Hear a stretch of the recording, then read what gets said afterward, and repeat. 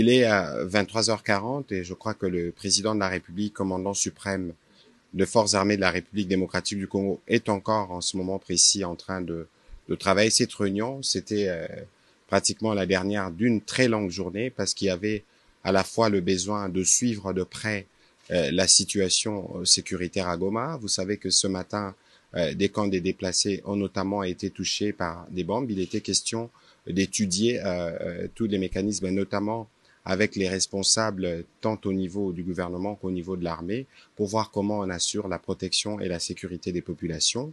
Parallèlement à cela, vous avez suivi qu'il y avait aujourd'hui la demande de la République démocratique du Congo, une réunion publique du Conseil de sécurité qui s'est tenue spécialement ce dimanche, où la ministre d'État, ministre des Affaires étrangères, a eu l'occasion de présenter la situation globale et c'est que la République démocratique du Congo souhaite.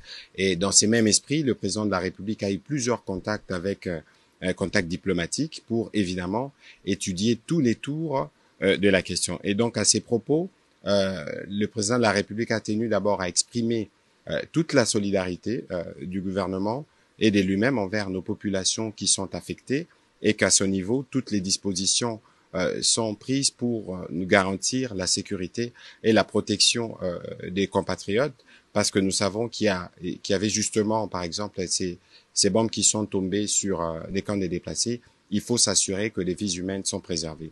Voilà, en synthèse, les tours des questions qui ont été abordées ce soir autour du président de la République. Nous sommes dans une situation de guerre où l'actualité évoluée, elle peut évoluer à tout moment. L'idée ici, c'était de regarder qu'est-ce que nous devons faire pour assurer que nous avons protégé nos populations. On va pas aller dans un débat spéculatif parce que nous sommes le gouvernement autour du président de la République et comme nous le faisons habituellement, nous aurons l'occasion de revenir au regard de l'évolution de la situation pour vous faire le point.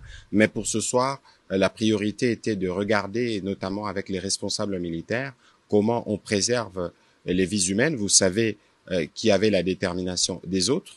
Vous savez aussi que nos forces sont très déterminées. Et donc, au milieu de cela, il y a une population.